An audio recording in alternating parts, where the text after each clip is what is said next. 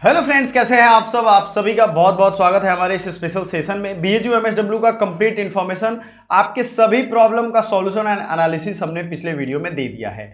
तो make sure करिएगा कि वो वीडियो आप देख लो, क्योंकि कंप्लीट इन्फॉर्मेशन है, कितनी सीट है, क्या टारगेट रहता है आपका और क्या स्पेशलाइजेशन मिलेगा, कितनी फी है, ये सब हमने इसमें बताया हुआ है। तो आपको अभी जो करना है उस पर ध्यान दीजिए। अभी हम लोग बात करने वाले हैं बीएचयू एमएसडब्ल्यू के सिलेबस के बारे में। आपने पिछले वीडियो में देखा होगा कि सीओ क्यूपी 11 सिलेबस है ना। ये सारी चीजें हमने बता दी है। अगर आपको सीओ क्यूपी 11 का मॉक टेस्ट चाहिए, याद रखिएगा क्वालिटी मॉक टेस्ट मिलेगा, जिससे अभी तक सैकड़ों बच्चों का रिजल्ट हुआ है पिछले 7 सालों में। ठीक है, तो मॉक टेस्ट चाहिए या आपको ई बुक चाहिए। ई बुक आपका लॉन्च हो चुका है, ऑल सब्जेक्ट यूनिट वाइज ई बुक है। ये नहीं कि एक ही में खिचड़ी नहीं है, सबका अलग अलग है। आप आराम से पढ़िएगा एक एक सब्जेक्ट को फोकस करके, और उसमें मेंटरशिप भी हम प्रोवाइड करेंगे, यानी आपको ये समझाएंगे कि कैसे आप सिलेबस कवर करोगे। तो ये आपको बहुत ही, देखो ऑनलाइन आप ये किताब खरीदने जाओगे तो कम से कम ये सारी किताबें आपको 1000 से 1500 रुपए में मिलेंगी, और ये हम इसलिए आपको कम में प्रोवाइड कर रहे हैं क्योंकि आप इसे प्रिंट कराओगे। तो हमारे पास कितने 300 के आसपास में मिल जाएगा अभी ऑफर पीरियड में। अब इसको प्रिंट भी कराओगे, अपने हिसाब से पढ़ते जाओगे, क्योंकि ये एक सर्टिफाइड रिजल्ट ओरिएंटेड स्टूडेंट के द्वारा बनाया गया, उनकी टीम के द्वारा बनाया गया। मैं खुद 3 time 99% UGC net assistant professor का एग्जाम क्रैक कर चुका हूं। प्लेसमेंट भी मेरी हो चुकी है, 4 एग्जाम मैंने दिया था, जिसमें से एमएसडब्ल्यू में मैंने एडमिशन लिया, और ये सारा कुछ आपने जानते हो आप पहले से मेरे बारे में। ठीक है, तो आज जो हम लोग चीजें देखने वाले हैं, आपने देखा होगा पिछले वीडियो में सीओ क्यूपी 11 की बात हुई थी। मॉक टेस्ट आपको मिल जाएगा और पूरी स्टडी मटेरियल मिल जाएगी विद पीवाईक्यू सॉल्यूशन। आप सोचो, डिटेल एनालिसिस है, उस सॉल्यूशन में जाओगे आप तो डिटेल एनालिसिस है। ये नहीं कि सिंपल आपको चीजें मिल जाएंगी। ये बहुत सारे बच्चे पूछ रहे थे, अगर आपको एमएसडब्ल्यू का टॉपर बैच ज्वाइन करना है, क्योंकि टॉपर्स सारे के सारे डीयू हो, टिस हो या किसी भी तरीके का हो, वहां पे यहीं से बच्चे पढ़ के जा रहे हैं। सब कुछ हमने आपको यहां दिया हुआ है, डिटेल इंफॉर्मेशन। तो एक झलक देख लो और चलते हैं हम लोग आज के वीडियो में। सीओ क्यूपी 11 पेपर कोड की बात हुई थी और इसके सिलेबस के रिगार्डिंग आपको अपडेट देने का हमने वादा किया था।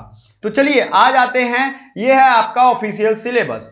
ये ऑफिशियल सिलेबस मैंने नहीं बनाया भाई, ये ऑफिस के द्वारा बनाया गया। इसमें एग्जाम पैटर्न और आपको पहली चीज क्या मिलेगी, एग्जाम पैटर्न मिलेगी। दूसरी चीज क्या मिलेगी, सिलेबस मिलेगी। कितने नंबर का एग्जाम होगा, कितने क्वेश्चन पूछे जाएंगे, ये सब इसमें दिया हुआ है ऑफिशियली। आप वीडियो को लाइक कर सकते हो, चैनल को सब्सक्राइब कर सकते हो। सारे अपडेटेड इंफॉर्मेशन के लिए पिछले 7 सालों से हम आपको, अब तो 8 साल भी कंप्लीट हो गए हैं इस सेशन। अभी चूंकि एडमिशन का ये फाइनल स्टेज चल रहा है, आप जाकर के सारे उन बच्चों का इंटरव्यू देख सकते हो जिन्होंने रिजल्ट दिया है। तो question paper will have 75 question. याद रखिएगा 75 क्वेश्चन होते हैं। तो कितने क्वेश्चन होंगे भाई, 75 क्वेश्चन होंगे। क्या ये बाइलिंगुअल होगा एग्जाम पैटर्न? बिल्कुल, ये 2 भाषाओं में होगा, हिंदी और इंग्लिश। आप जिसमें भी कंफर्टेबल हो। एक क्वेश्चन 4 नंबर का होगा, तो फुल मार्क्स आपका कितना हो गया, 300। अब कहोगे सर इसमें निगेटिव होगा क्या? बिल्कुल निगेटिव होता है, बिल्कुल इसमें निगेटिव मार्किंग है, 1 मार्क्स ईच। ठीक है ना, एक क्वेश्चन के लिए आपको ये रहेगा। अब आते हैं, all the question will be based on subject specific, यानी कि आपने जो सब्जेक्ट का कोड भरा है उसी के अकॉर्डिंग आपका रहेगा। कंपलसरी क्वेश्चन है, बाइलिंगुअल होंगे, ये चीजें हैं। अब एक चीज यहां समझ लो, बीएचयू एमएसडब्ल्यू का सिर्फ ये सिलेबस है, सीओक्यूपी 11। डीयू और टिस का अलग से हमने वीडियो बना दिया है, अलग से उनका फोल्डर भी बना दिया हुआ है।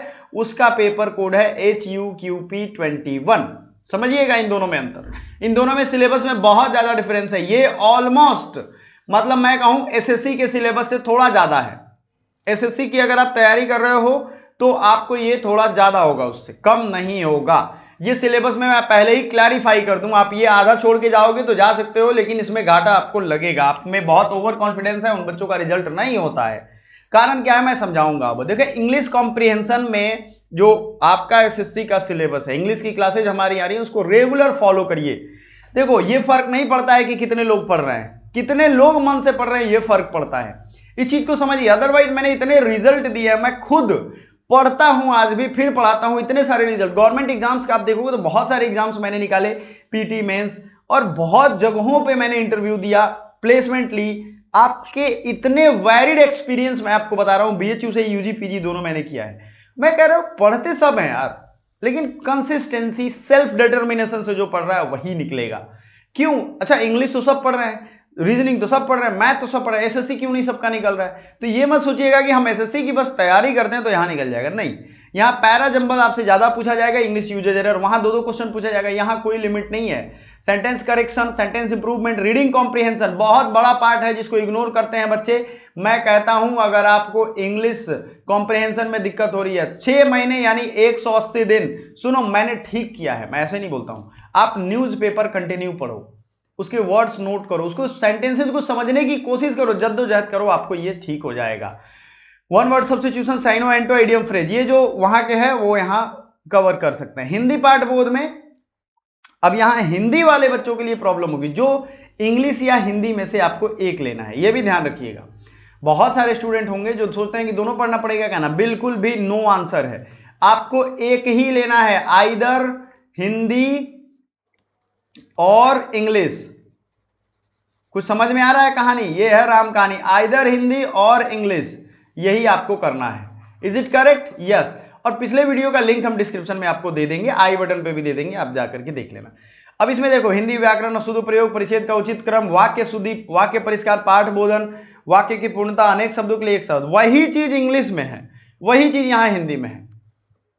वहां साइनो एंटो था, देखो यहां समानार्थी विलोम है, मुहावरे कहावतें हैं, समझिएगा इन चीजों को। अब आते हैं जीके के चैप्टर्स। जीके में जो आप जानते हो पहले से, उससे थोड़ा यहां ज्यादा होने वाला है। क्या ज्यादा होने वाला है? ये एक नया टॉपिक मिलेगा, लिटरेचर, हिस्ट्री, कॉन्स्टिट्यूशन, पर्सनालिटी, ये करंट अफेयर्स का पार्ट है। सुनिएगा, स्पोर्ट्स करंट अफेयर्स का पार्ट है, नेशनल एंड इंटरनेशनल, इकोनॉमी है भाई, इकोनॉमिक्स पढ़ने मत बैठ जाना एडम स्मिथ वाला, ये आपका करंट अफेयर्स का पार्ट है। इकोनॉमिक्स भी दिया हुआ है। अब समझो यहां इकोनॉमिक्स का क्या मतलब है। इकोनॉमिक्स पूरी स्टडी डिसिप्लिन होती है। इकोनॉमी जो करंट में इकोनॉमिक्स के मुद्दे चल रहे हैं, करंट के मुद्दे, मैक्रो इकोनॉमिक्स के, जैसे ट्रेड बैरियर्स लगा दिए हैं जो यूएस प्रेसिडेंट है ट्रंप ने, कौन कौन से सेक्टर पे सबसे पहले लगाया भाई? अभी आईटी पे लगाया, फार्मास्यूटिकल्स पे लगाया, और भी चीजों पे चर्चा चल रही, लगाएगा। वहां शटडाउन भी घोषित हो गया है, उनके राज्य में सारे जो वर्कर हैं वो हड़ताल पे चले गए। इकोनॉमिक्स। फिर आएगा साइंस। ये साइंस क्या है? जनरल साइंस है। अच्छा, पॉलिटिक्स। अब ध्यान से सुनिए, ये कितने वेग टॉपिक है, जब क्वेश्चन दोगे ना तो आपको समझ में आएगा कि वाकई में इनके देने का मकसद क्या है। ये इतने वेग टॉपिक है। पॉलिटिक्स में आप क्या लोगे? पॉलिटिक्स में क्या पॉलिटिकल साइंस पढ़ोगे? बिल्कुल नहीं।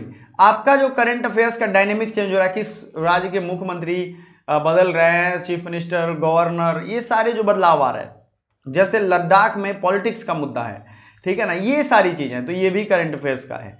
लीगल अवेयरनेस, समझिएगा इसको। लीगल अवेयरनेस क्या आपको बीएनएस पढ़ के जाना है? बिल्कुल भी नहीं।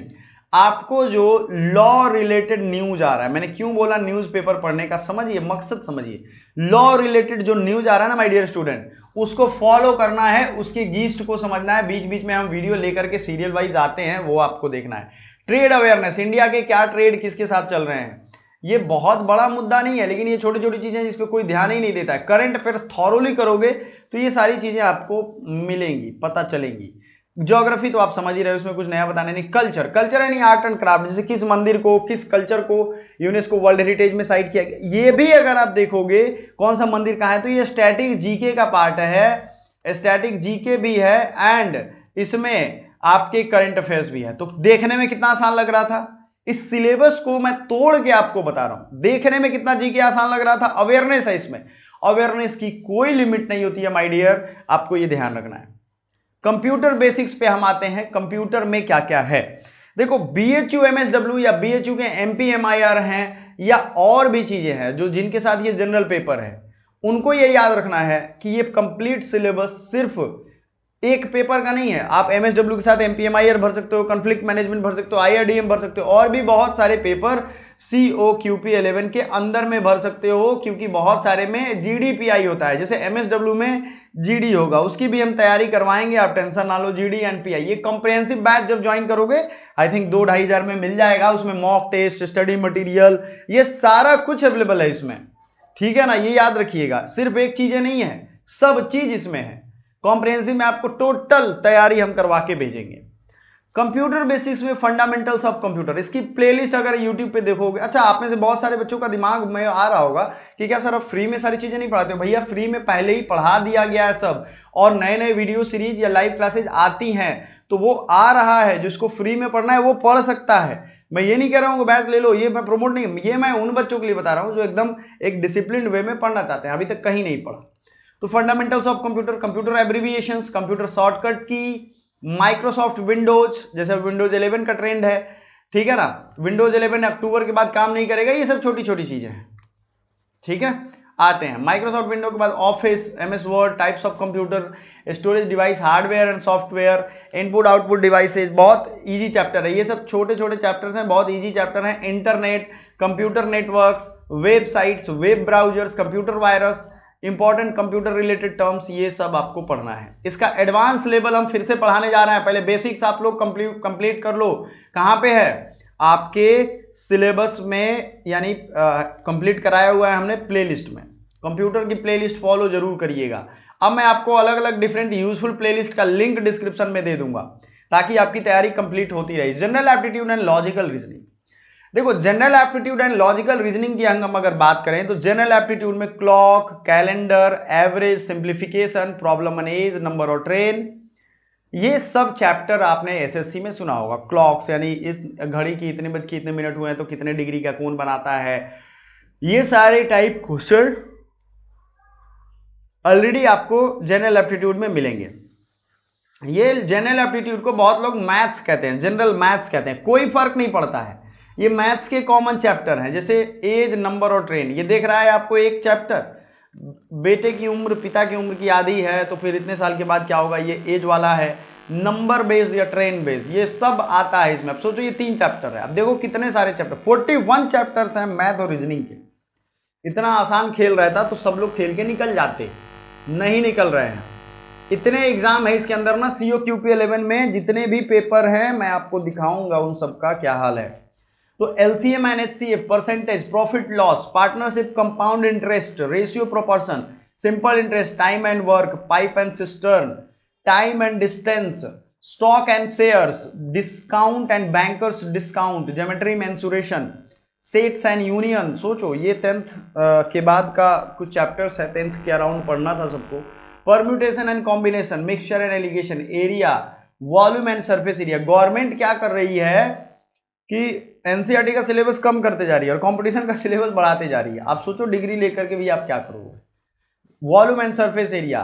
अगला है लॉजिकल रीजनिंग, जिसमें रैंकिंग टेस्ट है, लीनियर अरेंजमेंट्स है, मैट्रिक्स अरेंजमेंट है, सीक्वेंसिंग है, सीक्वेंस स्टेटमेंट अरेंजमेंट, आर्ग्यूमेंट है, कॉज एंड इफेक्ट है, स्टेटमेंट एजम्पशन है, स्टेटमेंट्स एंड कंक्लूजन है, नंबर सीरीज है, ब्लड रिलेशनशिप टेस्ट है, कोडिंग एंड डिकोडिंग, इन्फेरेंसेज है, नॉन वर्बल रीजनिंग है, एनालॉजी टेस्ट है, सिंबल बेस्ड प्रॉब्लम है, डायरेक्शन एंड डिस्टेंस टेस्ट है, एनालिटिकल रीजनिंग है। ठीक है, ये समझिए इस चीज को आप कि इतने सारे चैप्टर का मैंने नाम गिनवा दिया। अब भाई इसकी तैयारी कहां से करोगे, आपके में भी दिमाग में होगा। ये सारे का प्रैक्टिस सेट आपको मिलेगा, 10,000 से ज्यादा एमसीक्यू है, वही 300 रुपए के आसपास मैंने बताया ना, 10,000 एमसीक्यू है। आपको कोई भी बुक ले सकते हो आप, मैं ये आपको फोर्स नहीं करूंगा। आप कहीं भी बुक शॉप पे चले जाओ, अगर आपको लूसेंट पसंद आ रहा है, ठीक आ रहा है, समझ में आ रहा है, तो आप लूसेंट ले लो, मैं मना नहीं करूंगा बिल्कुल। लूसेंट नया वाला अपडेटेड लेना, इससे क्या हो जाएगा, करंट अफेयर्स की हमारी बुकलेट आप ले सकते हो, फ्री में आती है वो, डेली करंट अफेयर्स की बुकलेट फ्री में आता है, टेंशन नहीं लेना। लूसेंट आप खरीद लोगे तो आपका लूसेंट से जीके वाला पार्ट कवर हो जाएगा, जितना यहां जरूरत है ऑलमोस्ट कवर हो जाएगा, बाकी हम पढ़ाएंगे। कंप्यूटर भी उसमें कम है लेकिन हम पढ़ाएंगे, हमारा सब्स्टिट्यूट आप कर लोगे तो आपका कंप्यूटर वाला पोर्शन हमारे प्लेलिस्ट से कंप्लीट हो जाएगा। मैं रेड लाइन यहां ड्रॉ कर रहा हूं, जो बच्चे चाहते हैं वो समझिए। दूसरा, अब जो अगला पार्ट है ना, मैथ्स और रीजनिंग या जनरल एप्टीट्यूड या रीजनिंग, जनरल एप्टीट्यूड कह लो, इसमें आपका दिमाग चकराता है। बहुत लोगों को अरिहंत की किताब समझ में आती है, बहुत लोगों को आपने पहले भी पढ़ा आर एस अग्रवाल अभी भी समझ में आता है। ठीक है भाई, आप जो चाहो ले लो, मैथ रीजनिंग दोनों की किताबें अवेलेबल है, जिसका भी लैंग्वेज समझ में आता है। बहुत लोगों को राकेश यादव का समझ में आने लगा है कि नहीं, ये बहुत लोग हैं इसमें, कम लोग नहीं हैं, राकेश यादव हैं जो समझदार बच्चे हैं, उनको ये पसंद आता। आप जो भी फ्री में चाहते हो आप मार्केट से लेकर के सीओ क्यूपी 11 का सिलेबस कवर कर, कोई बॉन्ड ऐसा नहीं है। मैं फिर से बोलूँ, प्रैक्टिस सेट हमने सिलेबस के अकॉर्डिंग रेडी करवाया है, तो आप पढ़ो वहाँ से, प्रैक्टिस यहाँ से कर सकते हो, कोई मुश्किल नहीं है। समझ में आ रहा है कहानी।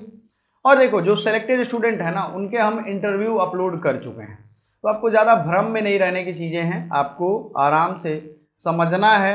आप अपने लिए सोचना शुरू करोगे, आप दूसरे की भलाई करोगे, आपका खुद सब कुछ अच्छा होने लगेगा। पॉजिटिव माइंडसेट के साथ, देखो एक विनिंग माइंडसेट के साथ तैयारी शुरू करो।